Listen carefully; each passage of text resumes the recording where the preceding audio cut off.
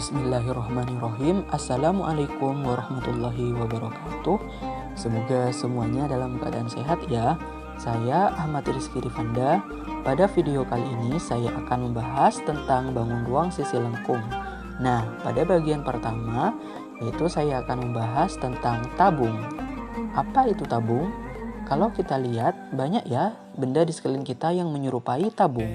Contohnya yaitu seperti gambar berikut ini. Kalau kita buat sketsa dua dimensinya seperti ini, tabung memiliki dua sisi datar, yaitu tutup dan alasnya yang berbentuk lingkaran dan satu buah sisi lengkung.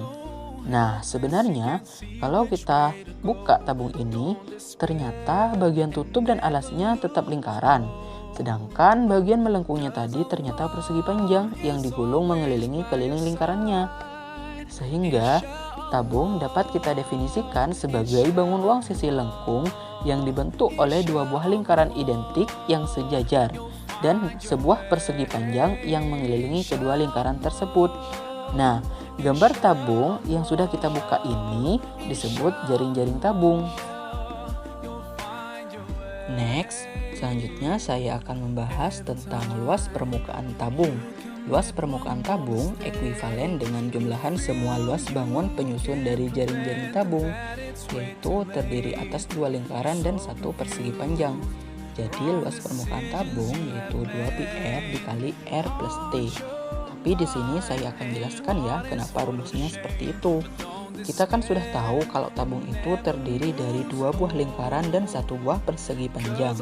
Maka ketika kita diminta untuk mencari luas permukaan tabung, kita tinggal menjumlahkan dari luas dari kedua lingkaran ditambah luas dari persegi panjang. Nah, karena persegi panjang ini mengelilingi tutup atau alas tabung, maka panjang persegi panjang sama dengan keliling lingkaran, yaitu 2πr. Sedangkan untuk lebar persegi panjang yaitu sama dengan tinggi tabung. Sehingga ketika kita jumlahkan, kan luas dari lingkaran yaitu adalah πr kuadrat. Nah, karena tabung itu terdiri dari dua buah lingkaran yaitu tutup dan alasnya, maka jadi 2πr kuadrat ditambah luas persegi panjang. Nah, kita fokus ya terlebih dahulu ke luas persegi panjang. Nah, luas persegi panjang itu kan panjang dikali lebar. Nah, karena panjang persegi panjang tadi itu kan sama dengan keliling lingkaran, yaitu 2πr. Sedangkan untuk lebarnya yaitu adalah tinggi tabung yaitu t, sehingga menjadi 2πrt. Jadi kita tinggal menjumlahkan dari luas kedua lingkaran ditambah luas persegi panjang, yaitu 2πr kuadrat ditambah 2πrt. Nah, kita sederhanakan ya, karena di sini sama-sama mengandung 2πr, sehingga kalau kita sederhanakan, rumus dari luas permukaan tabung yaitu 2πr dikali r plus t. Kita lanjut ke volume tabung ya. Volume artinya isi atau kapasitas. Jadi kalau kita diminta untuk mencari volume tabung, berarti kita diminta untuk mencari berapa isi yang bisa ditampung oleh si tabung tersebut.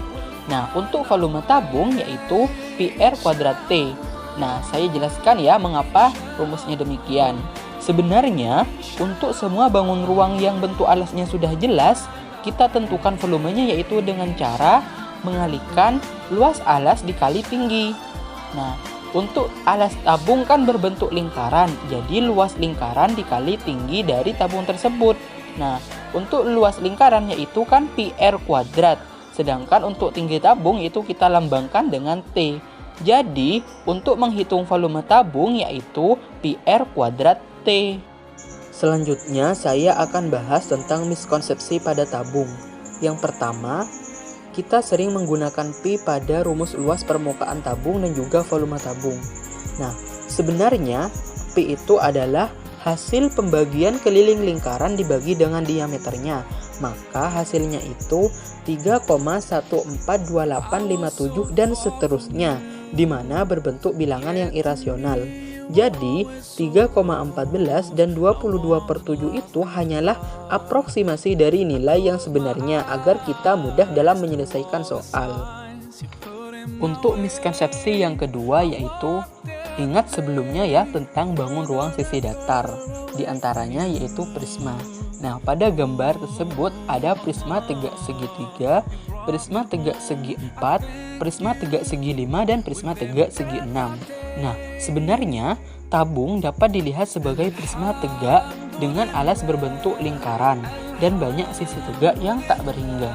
Nah, seringkali siswa menganggap sisi tegak pada tabung sebagai rusuk tabung, yang sebenarnya itu adalah selimut tabung yang berbentuk persegi panjang. Padahal sebenarnya rusuk pada tabung itu ada dua, yaitu berupa lengkungan. Nah, yang menyebabkan miskonsep ini sebenarnya adalah penjelasan guru yang mengenai unsur-unsur tabung yang dominan menggunakan gambar dua dimensi saja. Sehingga siswa melihat di situ sisi tegak pada tabung ada dua, padahal sebenarnya sisi tegak pada tabung itu tak berhingga, dan menganggap bahwa sisi tegak tabung tersebut adalah rusuk tabung, yang sebenarnya hal tersebut adalah salah, karena rusuk pada tabung itu yaitu berupa lengkungan.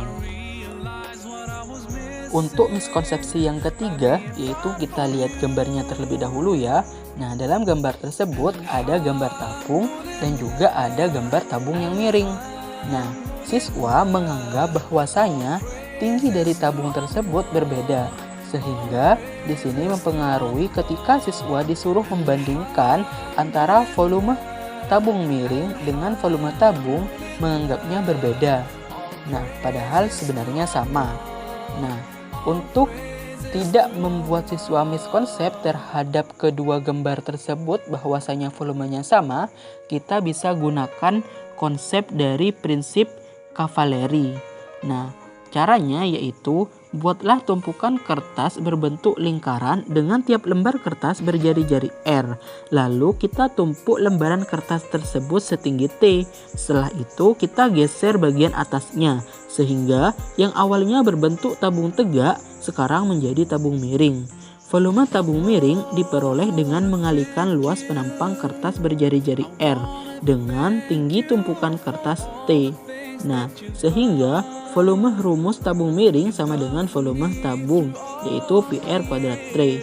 Nah, dua benda tersebut mempunyai tinggi yang sama, serta luas penampang atau luas potongan yang sama pada setiap tingkatnya, karena jari-jarinya sama. Mudah diterima bahwa kedua benda mempunyai volume yang sama.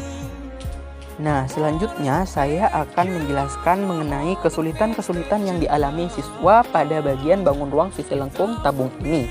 Yang pertama, siswa mengalami kesulitan ketika diperintahkan untuk memberikan dan menunjukkan nama unsur-unsur pada tabung. Yang kedua, siswa mengalami kesulitan dalam mengingat rumus luas dan volume tabung. Nah, siswa di situ hanya berpatokan pada hafalan saja tanpa mengetahui konsep dasar dari rumus luas dan volume tabung.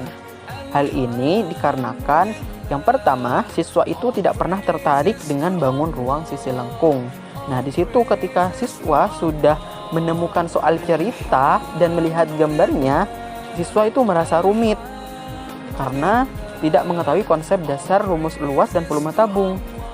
Yang kedua, guru tidak menggunakan alat peraga. Nah, di sini disarankan pada pemecahan atau materi dari bangun ruang sisi lengkung ini disarankan untuk menggunakan alat peraga agar siswa itu lebih tertarik dan juga paham terhadap konsep dasar dari rumus luas dan volume tabung ini. Yang ketiga, metode yang digunakan kurang bervariasi. Jadi, ketika siswa dijelaskan dengan metode yang sama atau tetap, siswa itu akan merasa bosan. Jadi, kesulitan yang dialami siswa yaitu karena metode yang digunakan kurang bervariasi. Dan yang terakhir, siswa sendiri itu tidak memperhatikan penjelasan guru dan ketika menemukan kesulitan saat mengerjakan soal tidak bertanya. Terutama ya pada bagian soal-soal cerita ataupun soal-soal dalam bentuk gambar. Nah, di situ siswa kan sudah merasa rumit seperti itu. Namun siswa itu tidak bertanya kepada guru sehingga tidak terpecahkan dari soal tersebut. Nah, selanjutnya di sini saya akan membahas soal-soal sulit pada bagian bangun ruang sisi lengkung tabung ini. Soal yang pertama yaitu terdapat suatu tabung dengan jari-jari R cm dan tinggi tabung T cm di mana R kurang dari T.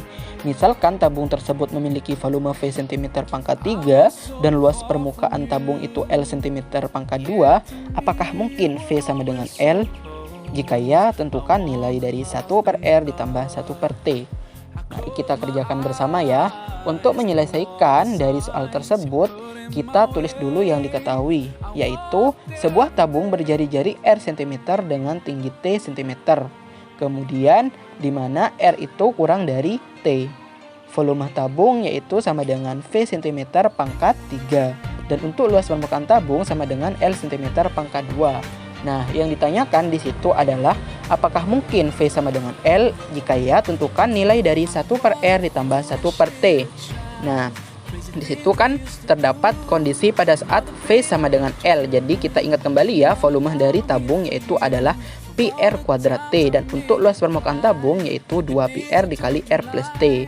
Kondisi pada saat volume sama dengan luas permukaan yaitu V sama dengan L, maka kita substitusi nilai dari rumus volume tabung dan luas permukaan tabung yaitu pi R kuadrat T sama dengan 2 pi R dikali R plus T. Nah, di sini sama-sama mengandung pi R ya, kita sederhanakan menjadi RT sama dengan 2 dikali R plus T. Nah, kemudian kita ubah bentuknya ya menjadi R plus T dibagi RT sama dengan 1 per 2. Nah, sekarang dibentuklah R per RT plus T per RT sama dengan 1 per 2. Nah, di situ pada bagian pembilang dan penyebut sama-sama mengandung R ya, bisa kita coret. Sehingga hasil dari 1 per T ditambah 1 per R sama dengan 1 per 2. Jadi, mungkin terjadi nilai V sama dengan L, yaitu ketika nilai dari 1 per T ditambah 1 per R sama dengan 1 per 2. Next, selanjutnya kita bahas contoh soal sulit yang kedua ya. Nah, pada contoh soal sulit yang kedua ini ada gambar ya, bisa dilihat. Gambar tersebut merupakan suatu magnet silinder.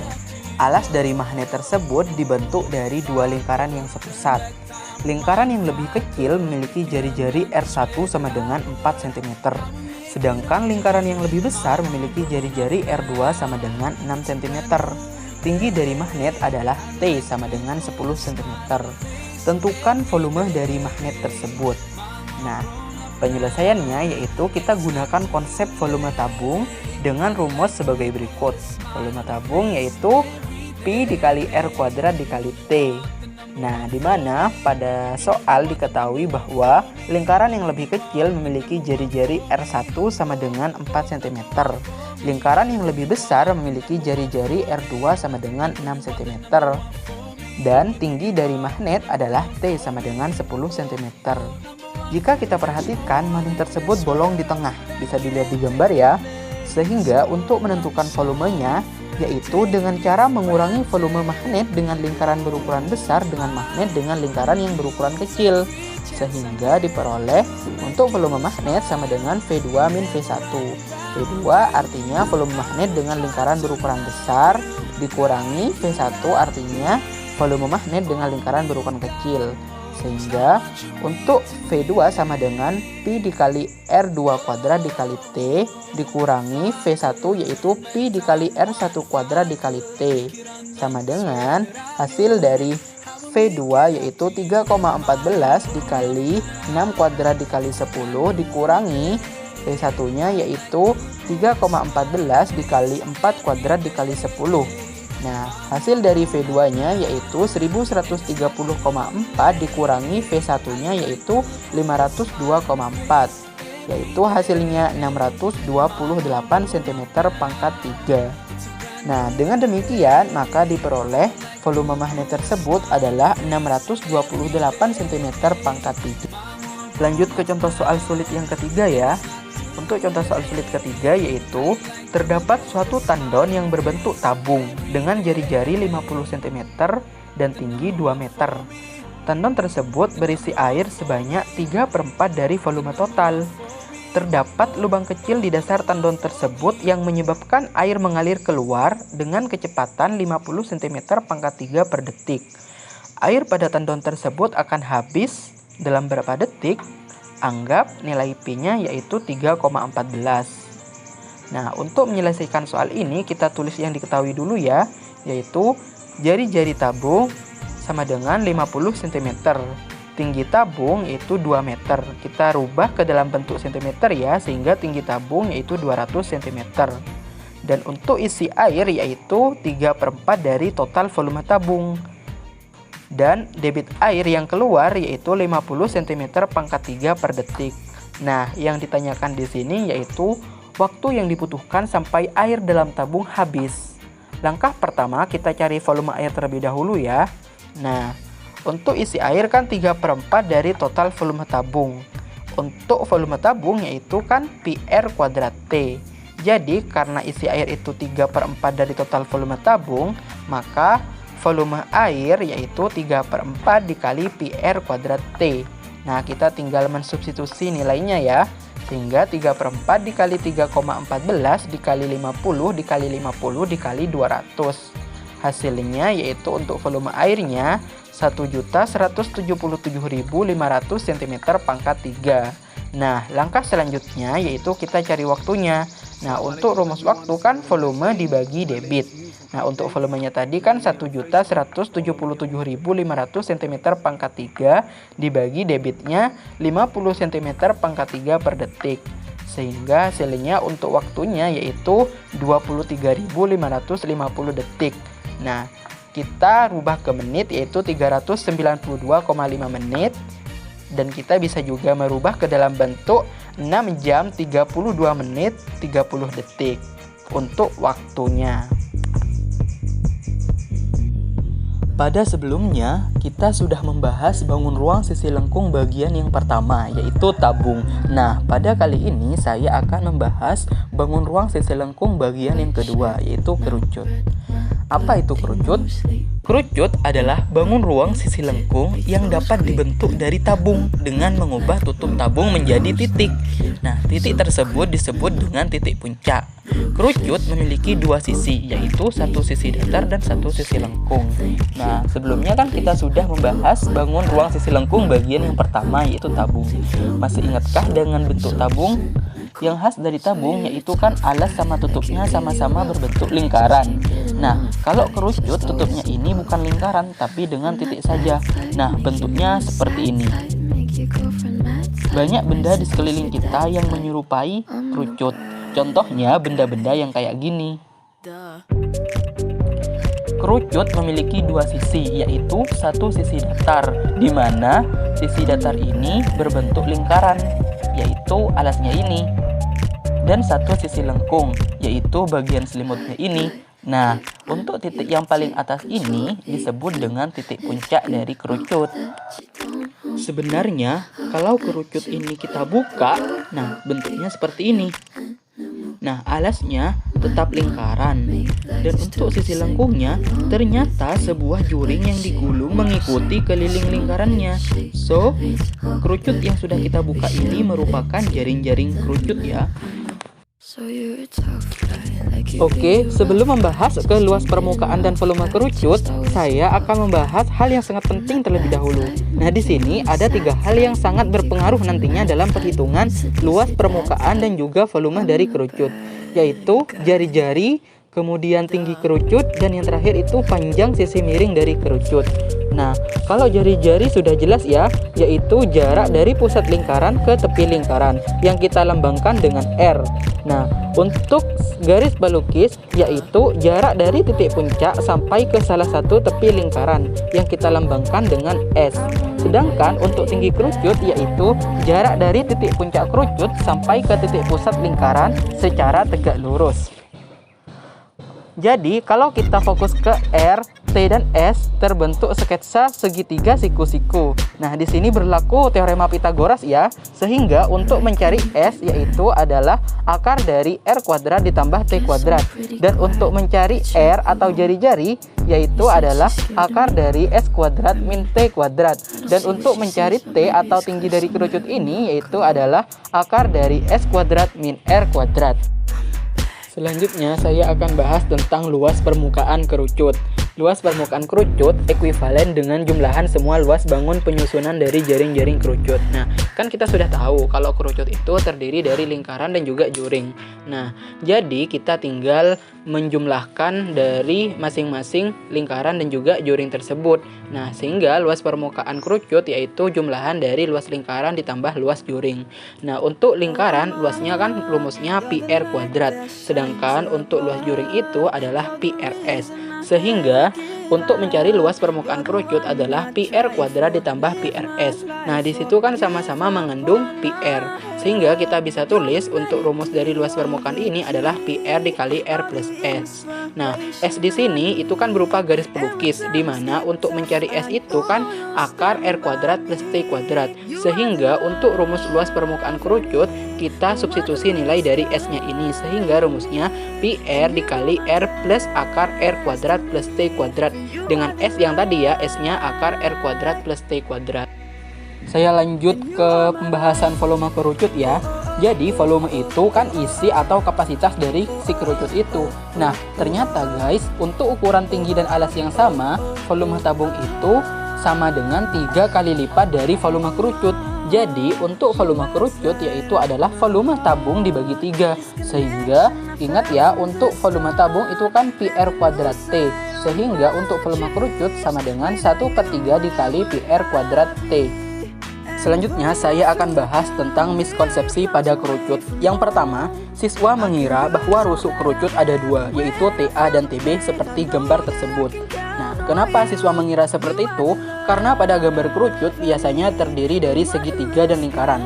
Sehingga siswa beranggapan bahwa kerucut memiliki dua rusuk, yaitu pada sisi segitiga tersebut. Padahal sebenarnya rusuk pada kerucut itu ada satu, yaitu berupa lengkungan tersebut pada lingkaran. Nah, cara guru untuk menyelesaikan miskonsep ini yaitu adalah guru memberikan pertanyaan kepada siswa. Coba kalian sebutkan kembali apa definisi dari rusuk. Nah, di sini guru menguatkan kembali definisi rusuk pada bangun ruang, bahwa rusuk adalah ruas garis yang merupakan pertemuan atau perpotongan dua buah sisi. Dari sini guru berharap siswa bisa memahami betul yang dimaksud rusuk itu seperti apa. Kemudian guru bertanya kembali, lalu ada berapa sisi pada kerucut dan apa saja bentuk sisinya? Setelah siswa ada yang menjawab benar, yaitu sisinya berupa selimut kerucut dan lingkaran, lalu guru kembali bertanya, sehingga manakah yang merupakan perpotongan dua sisi tersebut? Dari situ siswa diharapkan menemukan bahwa rusuk yang merupakan perpotongan dua sisi adalah berupa lengkungan pada alas. Selain itu guru juga akan menunjukkan gambar bangun kerucut beserta unsur-unsurnya. Miskonsepsi yang kedua yaitu siswa menganggap titik puncak sebagai titik sudut pada kerucut. Nah, di sini siswa mengalami miskonsepsi terhadap definisi titik sudut dalam bangun ruang. Siswa menjawab demikian karena menganggap definisi titik sudut pada bangun ruang dan bangun datar adalah sama, di mana pada bangun datar titik sudut adalah perpotongan dua rusuknya. Kemudian hal ini diaplikasikan siswa pada bangun ruang yang juga menganggap bahwa rusuknya adalah TA dan TB. Sehingga siswa menjawab bahwa titik sudutnya adalah perpotongan dua rusuk tersebut, yaitu di titik T. Nah, caranya untuk siswa paham terhadap miskonsepsi yang terjadi, guru kembali menekankan definisi titik sudut pada bangun ruang, di mana titik sudut adalah perpotongan tiga sisi pada bangun tersebut. Lalu guru bertanya, ada berapa sisi pada kerucut? Diharapkan siswa menjawab benar, yaitu sisinya adalah ada dua, yaitu berupa selimut dan juga lingkaran. Lalu guru kembali bertanya, lalu kesimpulan apa yang kalian peroleh dari definisi titik sudut dan jumlah sisi pada kerucut?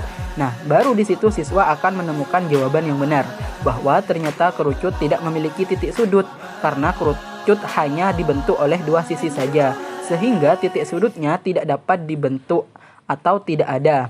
Dan menjelaskan bahwa T adalah puncak kerucut, bukan titik sudut. Untuk miskonsepsi yang ketiga pada kerucut yaitu pada konsep luas permukaan bangun ruang gabungan. Nah, di situ siswa langsung menjumlahkan luas permukaan bangun yang pertama dan luas permukaan bangun yang kedua. Hal ini karena siswa hanya menghafalkan rumus tanpa tahu asalnya. Padahal seharusnya yang benar yaitu dengan menjumlahkan bagian permukaan-permukaan yang terlihat saja. Untuk miskonsepsi yang terakhir yaitu yang keempat, itu penggunaan pi pada rumus luas permukaan dan juga volume kerucut. Nah, kan kita sering menggunakan itu pi. Nah, sebenarnya pi itu adalah hasil pembagian keliling lingkaran dibagi dengan diameternya. Maka hasilnya itu nanti 3,142857 dan seterusnya. di mana berbentuk yang bilangan irasional. Jadi 3,14 dan 22/7 itu hanyalah aproksimasi dari nilai yang sebenarnya agar kita mudah dalam menyelesaikan soal. Selanjutnya saya akan menjelaskan tentang kesulitan-kesulitan yang dialami siswa pada bagian kerucut ini. Yang pertama yaitu siswa kesulitan ketika diperintahkan untuk memberikan dan menunjukkan nama unsur-unsur pada kerucut. Nah, di situ siswa masih banyak tentang miskonsepsi seperti yang sudah dijelaskan pada miskonsepsi sebelumnya, sehingga siswa kesulitan dalam memberikan dan menunjukkan nama unsur-unsur pada kerucut. Karena di sini membutuhkan gambar yang realnya ya dari kerucut itu. Jadi kalau di sketsa 2 dimensi, siswa mengalami miskonsep sehingga sulit untuk memberikan dan menunjukkan nama unsur-unsur pada kerucut. Nah, yang kedua ini mengingat rumus luas dan volume pada kerucut. Nah, hal ini dikarenakan yang pertama itu siswa tidak pernah tertarik dengan bandung ruang sisi lengkung ini. Nah, jadi siswa itu sudah merasa rumit ya ketika melihat gambar ataupun soal cerita terkait dengan bangun ruang sisi lengkung kerucut ini. Kemudian yang kedua, guru tidak menggunakan alat peraga. Nah, sebenarnya di sini alat peraga merupakan hal yang penting dalam bangun ruang sisi lengkung. Nah, di bagian kerucut nantinya agar siswa tidak miskonsepsi, maka kita perlu untuk menggunakan alat peraga yang benar-benar itu merupakan bentuk dari kerucut ini. Yang ketiga yaitu metode yang digunakan itu kurang bervariasi. Jadi siswa itu merasa bosan dengan metode yang hanya dilakukan dengan sama. Metodenya yang digunakan sama atau tetap seperti itu. Nah, yang terakhir yaitu siswa tidak memperhatikan penjelasan guru dan ketika menemukan kesulitan saat pengerjaan soal, dia tidak bertanya. Jadi siswa itu ketika menemukan soal sulit, terutama soal cerita ataupun dalam bentuk gambar yang membutuhkan pemikiran yang kritis, nah siswa itu tidak bertanya kepada guru sehingga soal tersebut tidak terpecahkan. Selanjutnya untuk menambah pemahaman ya, kita bahas soal-soal sulit. Nah, yang pertama di sini untuk soal sulitnya yaitu pada suatu hari Pak Budi melakukan syukuran rumah baru. Pak Budi memesan suatu tumpeng. Tumpeng tersebut memiliki diameter 36 cm dan tinggi 24 cm. Namun, di awal acara Pak Budi memotong bagian atas tumpeng tersebut secara mendatar setinggi 8 cm. Berapakah volume dari tumpeng yang tersisa? Nah, untuk menyelesaikan soal ini kita tulis dulu ya yang diketahui. Nah, yang diketahui di sini kan D1-nya yaitu 36 cm. D1 itu diameter kerucut besar ya. Dan kemudian D2-nya masih belum diketahui ya. Diameter kerucut kecilnya masih belum diketahui. Kemudian untuk T1-nya yaitu 24 cm. Tinggi kerucut besar ya T1 itu. Kemudian T2 tinggi kerucut kecilnya yaitu 8 cm. Nah, pertama kita cari panjang diameter kerucut kecil terlebih dahulu ya, yaitu dengan menggunakan perbandingan kesebangunan sebagai berikut. Nah, D1 dibanding D2 yaitu akan sama dengan T1 banding T2. Kita tinggal mensubstitusi dari nilai-nilainya ya. D1 banding D2. D1 di sini adalah 36 banding D2 karena D2-nya yang mau dicari sama dengan T1 yaitu 24 banding T2-nya yaitu 8. Sehingga dengan menggunakan perbandingan kesebangunan ini didapatlah D2-nya yaitu 12 cm. Nah, next selanjutnya kita sudah bisa mencari volume dari kerucut besar dan volume dari kerucut kecil. Nah, untuk volume kerucut itu rumusnya kan 1/3 dikali pi R kuadrat T. Nah, untuk volume kerucut besar yaitu adalah 1/3 pi dikali R1 kuadrat dikali T1. Nah, R1 di sini artinya jari-jari pada volume dari kerucut besar ya. Jari-jari dari kerucut besar. Karena tadi D1-nya yaitu 36 cm, maka R1-nya yaitu adalah setengah dari D1-nya tadi yaitu 18 cm. Dan untuk T1-nya yaitu 24. Sehingga kita tinggal mensubstitusi nilainya ya, yaitu 1/3 dikali 3,14 dikali 18 kuadrat dikali 24. Hasilnya yaitu 8138,88 cm pangkat 3. Nah, selanjutnya kita cari volume kerucut kecil ya. Untuk volume kerucut kecil menggunakan R2 untuk jari-jarinya. Kemudian untuk tingginya itu menggunakan T2. Nah, tinggal disubstitusi ya, yaitu 1/3 dikali Pi dikali R2 kuadrat dikali T2. Nah, di sini 1/3 dikali 3,14 dikali 6 kuadrat dikali 8. Hasilnya yaitu 301,44 cm pangkat 3. Nah, jadi untuk mencari volume dari tumpeng yang tersisa yaitu adalah volume kerucut besar dikurangi dengan volume kerucut kecil, yaitu 8.138,88 untuk volume kerucut besarnya dikurangi volume kerucut kecilnya yaitu 301,44. Nah, hasilnya itu 7.837,44 cm pangkat. Lanjut ke soal sulit yang kedua ya, yaitu suatu kerucut memiliki jari-jari 6 cm dan tinggi T cm. Jika luas permukaan kerucut adalah A cm pangkat 2 dan volume kerucut A cm pangkat 3, maka tentukan yang pertama itu yang ditanyakan nilai dari T, kemudian yang kedua nilai dari A. Nah, untuk menyelesaikan soal ini, kita tulis dulu ya yang diketahui, yaitu jari-jari kerucut kita lambangkan dengan R yaitu 6 cm dan tingginya T cm. Garis pelukis terhubung dengan jari-jari dan tinggi kerucut sehingga membentuk segitiga siku-siku. Dengan menggunakan teorema Pitagoras, maka diperoleh nilai dari S-nya kan rumusnya akar R kuadrat plus T kuadrat, sehingga kita tinggal substitusi nilai dari R-nya, yaitu akar 6 kuadrat ditambah T kuadrat, sehingga diperoleh nilai dari S yaitu akar 36 ditambah T kuadrat. Nah, kita cari volume dari kerucutnya ya. Kita lambangkan volume kerucut yaitu kan A. Nah, sehingga untuk mencari volume kerucut itu kan sepertiga dikali luas alas dikali tinggi. Nah, yaitu sepertiga dikali PR kuadrat dikali T.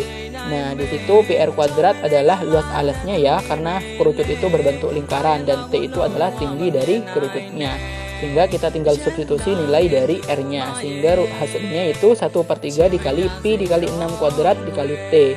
Hingga volume kerucutnya yaitu 12 pt. Nah, selanjutnya kita cari luas permukaan kerucut yang dilambangkan dengan A cm pangkat 2 ya. Maka untuk luas permukaan dari kerucut ini rumusnya yaitu luas selimut ditambah luas alas. Nah, di sini sama-sama dilambangkan A ya untuk luas permukaannya. Nah, A-nya di situ yaitu luas selimut ditambah luas alas sehingga PR dikali S plus R. Nah, di sini untuk luas permukaan sama volume sama-sama dilambangkan A ya, sehingga volume sama dengan 12 pt itu sama dengan luas permukaannya yaitu Pi dikali 6 dikali akar 36 ditambah T kuadrat ditambah 6. Nah, kita sederhanakan ya. Kita sama-sama membaginya dengan 6pi. Kedua ruasnya kita sama-sama bagi dengan 6pi sehingga diperoleh 2T sama dengan akar 36 ditambah T kuadrat ditambah 6. Nah, 2T min 6 sama dengan akar 36 plus T kuadrat. Nah, masing-masing kedua ruas kita kuadratkan ya. Nah, sehingga 2T min 6 kuadrat sama dengan akar 36 plus T kuadrat kita kuadratkan. Nah, sehingga hasilnya yaitu 4T kuadrat min 24T plus 36 sama dengan 36 plus T kuadrat. Nah, kita ubah bentuk persamaannya ya, yaitu menjadi 4T kuadrat min T kuadrat min 24T ditambah 36 min 36 sama dengan 0. Sehingga diperoleh 3T kuadrat min 24T sama dengan 0. Sehingga 3T dikali T min 8 sama dengan 0. Sehingga diperoleh nilai dari T yaitu ada dua kemungkinan ya, yaitu 3T sama dengan 0, kemudian T min 8 sama dengan 0. Untuk 3T sama dengan 0, T-nya sama dengan 0. Untuk T min 8 sama dengan 0, nilai dari T-nya sama dengan 8. Nah, oleh karena tinggi itu tidak mungkin 0, maka yang kita ambil yaitu T-nya sama dengan 8 cm. Nah, pertanyaan kedua itu adalah untuk mencari nilai dari A. Nilai dari A disubstitusikan tinggi kerucut sehingga diperoleh A sama dengan 12 pt kan. Nah, sama dengan 12 dikali pi dikali T-nya yaitu 8 sehingga hasilnya 96 pi.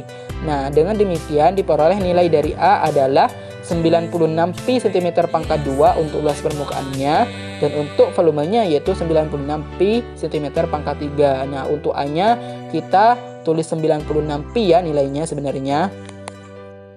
Selanjutnya kita bahas contoh soal sulit yang ketiga ya. Nah, di sini untuk contoh soal sulit yang ketiga yaitu terdapat suatu bangun ruang yang diperoleh dari dua kerucut yang sepusat.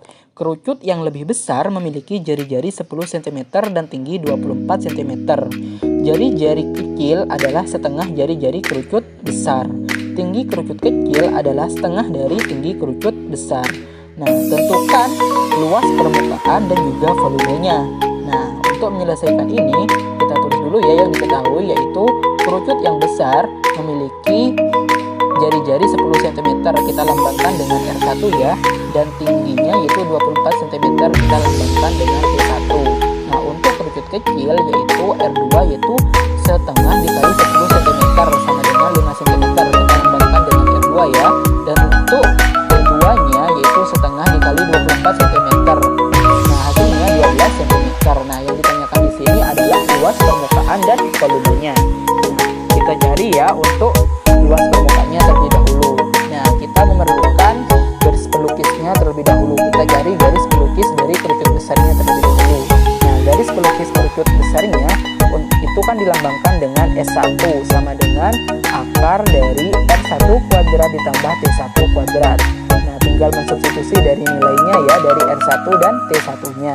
Sehingga diperoleh S1 sama dengan akar 10 kuadrat ditambah 24 kuadrat. S1 sama dengan akar 100 ditambah 576. Jadi S1-nya itu adalah akar dari 676. Sehingga diperoleh dari S1 sama dengan 26 cm. Jadi garis pelukis kerucut besarnya yaitu 26 cm. Kita cari garis pelukis kerucut kecil ya selanjutnya yang dilambangkan dengan S2. Rumusnya yaitu S2 sama dengan akar R2 kuadrat ditambah T2 kuadrat. Itu kita tinggal substitusi nilai dari R2 dan T2-nya.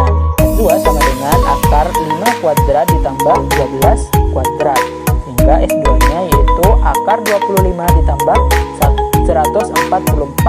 Nah, sehingga S2-nya ini akar 169. Sehingga diperoleh S2-nya yaitu 13 cm. Nah, selanjutnya kita cari luas alas kerucut besarnya ya. Nah, luas alas kerucut besarnya, luas alas kerucut besar.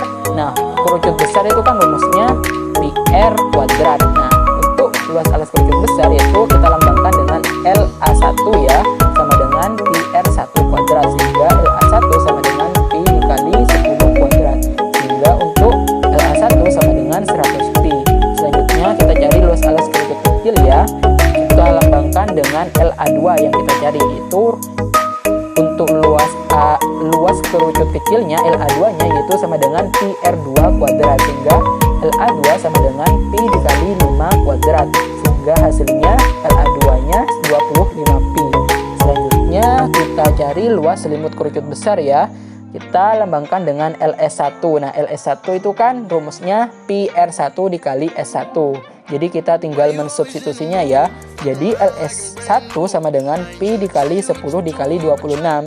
Sehingga LS1-nya sama dengan 260 Pi. Nah, kemudian kita cari luas selimut kerucut kecil.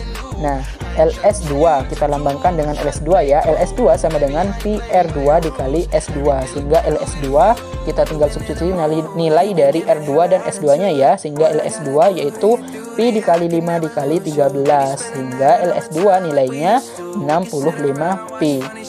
Nah, jadi untuk mencari luas permukaan bangun tersebut yaitu LS1 ditambah LS2 ditambah LA1 dikurangi LA2. Nah, kita tinggal substitusi ya. Untuk LS1-nya yaitu 260 Pi ditambah LS2-nya 65 Pi ditambah LA1-nya 100 Pi dikurangi LA2-nya yaitu 25 Pi, sehingga hasilnya 400 Pi. Nah, kita gunakan Pi itu pendekatannya dengan menggunakan 3,14 ya, sehingga 400 Pi yaitu 400 dikali 3,14, sehingga hasilnya yaitu adalah 1256 cm pangkat 2. Jadi untuk luas permukaan bangun tersebut adalah 1256 cm pangkat 2. Nah, selanjutnya kita mencari dari volumenya ya. Untuk volume kerucut besar kita lambangkan dengan V1 ya. Untuk mencari V1 yaitu sama dengan 1/3 dikali PR1 kuadrat dikali T1. Nah, kita tinggal mensubstitusi nilai dari R1 dan T1-nya. Sehingga V1 sama dengan 1/3 dikali Pi dikali 10 kuadrat dikali 24. V1 sama dengan Pi dikali 100 dikali 8. V1-nya yaitu 800 Pi. Nah, selanjutnya kita cari volume kerucut kecilnya ya. Nah, V2 kita lambangkan dengan V2 untuk volume kerucut kecilnya, sehingga V2 sama dengan 1/3 Pi R2 kuadrat dikali T2. Kita tinggal substitusi nilai dari R2 dan T2 nya ya, sehingga V2 sama dengan 1/3 Pi dikali 5 kuadrat dikali 12. V2 sama dengan Pi dikali 25 dikali 4, sehingga hasil dari V2 nya yaitu 100 Pi. Nah, selanjutnya jadi volume bangun tersebut adalah V1 ditambah V2 nya, sehingga 800 Pi ditambah 100 Pi hasilnya 900 Pi, sehingga nilai dari volumenya yaitu adalah 900 Pi. Nah, 900 Pi kita gunakan pendekatan Pi itu nilainya 3,14, sehingga 900 dikali 3,14 hasilnya 2826 cm pangkat 3, sehingga volumenya yaitu 2826 cm pangkat 3. Assalamualaikum warahmatullahi wabarakatuh. Di sini saya akan menjelaskan part 3 yaitu tentang bola. Apa itu bola? Bola merupakan salah satu bangun ruang sisi lengkung yang tersusun dari tak terhingga banyaknya lingkaran yang berpusat di satu titik, yaitu titik pusat bola. Sebenarnya bola juga dapat diartikan sebagai himpunan semua titik dalam dimensi 3 yang berjarak sama dengan suatu titik acuan, yaitu titik pusat bola. Berikut merupakan karakteristik bangun ruang bola. Bangun ruang bola memiliki satu sisi. Sisi bola merupakan kumpulan titik-titik yang berjarak sama dengan pusat bola. Sisi bola tersebut dapat disebut sebagai permukaan bola atau selimut bola. Bangun ruang bola tidak memiliki rusuk. Pada gambar di atas, bagian yang diberi nama dengan R merupakan jari-jari bola. Jari-jari bola menghubungkan titik pusat bola dengan titik pada permukaan bola. Sama dengan materi pada bangun lingkaran. Diameter bola ukurannya 2 kali ukuran jari-jari bola. Ruang garis yang menghubungkan dua titik pada bola disebut dengan tali busur bola. Tali busur bola terpanjang merupakan diameter bola. Baik, kita lanjut ke luas permukaan bola. LP sama dengan 4 kali P kali R kuadrat, di mana LP adalah luas permukaan bola, R jari-jari bola, P adalah konstanta yang bernilai 3,14159 dan seterusnya. Volume bola V sama dengan 4/3 dikali P dikali R pangkat 3, di mana V adalah volume bola, R jari-jari bola, P adalah konstanta yang bernilai 3,14159 dan seterusnya. Baik, kita lanjut ke miskonsepsi pada bola. Pi sebenarnya adalah hasil pembagian keliling lingkaran dibagi dengan diameternya. Maka hasilnya itu adalah 3,14, di mana berbentuk bilangan irasional. Jadi 3,14 dan 22/7 itu hanyalah aproksimasi dari nilai yang sebenarnya, agar kita mudah dalam menyelesaikan soal. Baik, kita lanjut ke kesulitan yang dialami siswa. Yang pertama, memberikan dan menunjukkan nama unsur-unsur pada bola. Yang kedua, mengingat rumus, luas, dan volume bola. Hal ini karena siswa tidak pernah tertarik dengan bangun ruang sisi lengkung. Guru tidak menggunakan alat peraga, dan metodenya yang digunakan kurang bervariasi, sehingga siswa tidak memperhatikan penjelasan guru. Dan ketika menemukan kesulitan saat pengerjaan soal, siswa tersebut tidak bertanya. Mari kita lanjut ke contoh soal sulit.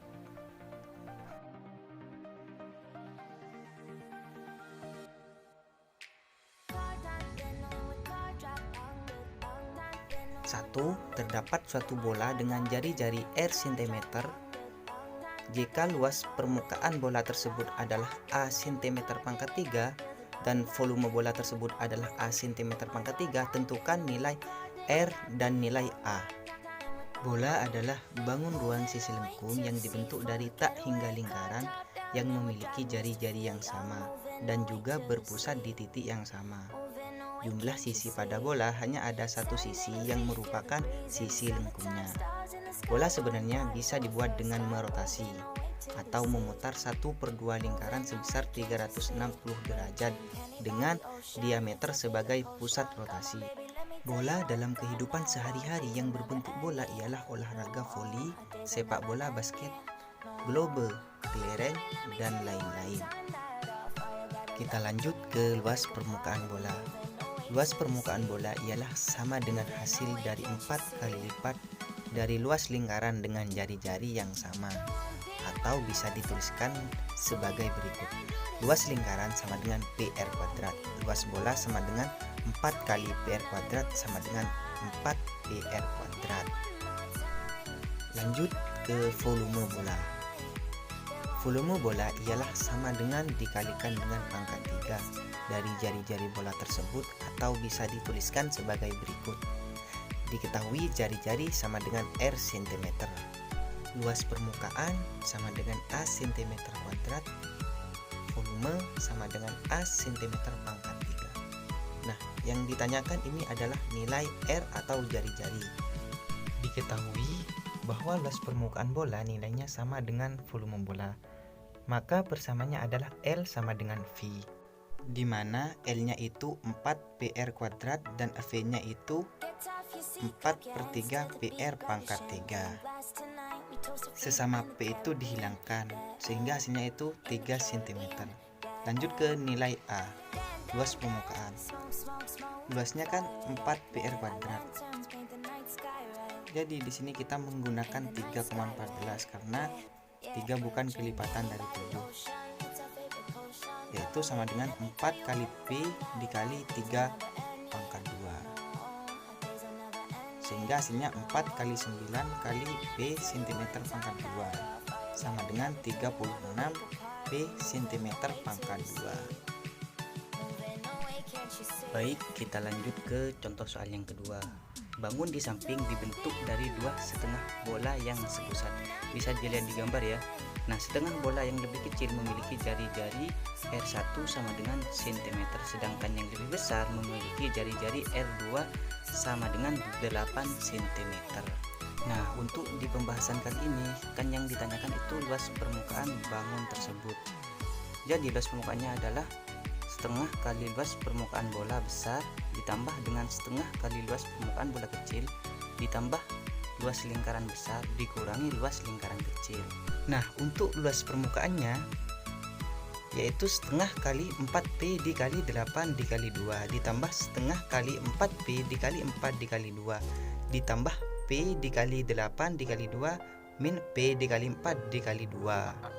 Nah, jadi luas permukaannya yaitu sama dengan 128P ditambah 32P ditambah 64P dikurangi 16P, sehingga hasilnya yaitu 208P cm pangkat 2. Sedangkan untuk volume bangunnya yaitu V sama dengan 2/3P RB pangkat 3 min 2/3P RA pangkat 3. Sehingga di sini V-nya sama dengan 2/3P dikali RB pangkat 3 min RA pangkat 3. Jadi kita tinggal substitusikan nilai RB sama RA, yaitu V sama dengan 2/3P dikali 8 pangkat 3 min 4 pangkat 3. Sehingga hasilnya V sama dengan 2/3P dikali 512 min 64, sehingga hasil dari V-nya yaitu sama dengan 2/3P dikali 448. Hasilnya yaitu V sama dengan 896/3P. Kita lanjut ke contoh soal yang ketiga, kubus di dalam bola. Terdapat suatu kubus dengan panjang sisi S cm. Dalam kubus tersebut berada di dalam bola dengan kondisi semua titik sudut kubus menyentuh bola. Nah, pertama kita yang ditanyakan itu luas permukaan bola dan yang kedua yaitu volume bola. Di sini diketahui panjang rusuk S sama dengan S cm. Nah, karena yang pertama ini yang diketahui rusuk kubus S cm ya, diagonal ruang kubus luas sama dengan jari-jari bola sama dengan S akar 3. Diagonal ruang kubus dibagi menjadi 2, yaitu S akar 3 dibagi 2. Nah, luasnya itu kan sama dengan 4 PR kuadrat. Jadi kita tinggal substitusikan nilai R-nya, yaitu 4pi dikali S akar 3 per 2 pangkat 2 sama dengan 4pi dikali 3S pangkat 2 per 4. Jadi di sini kan sama-sama 4, jadi dicoret. Sehingga hasilnya itu sama dengan 3S kuadrat P cm pangkat 2. Di sini kan juga ditanyakan volume bola. Rumusnya 4/3 PR pangkat 3. Jadi kita tinggal masukkan nilai dari R ke rumus ini. Sama dengan 4/3 pi dikali S akar 3 per 2 pangkat 3. Hasilnya adalah setengah S pangkat 3 akar 3 pi cm pangkat 3.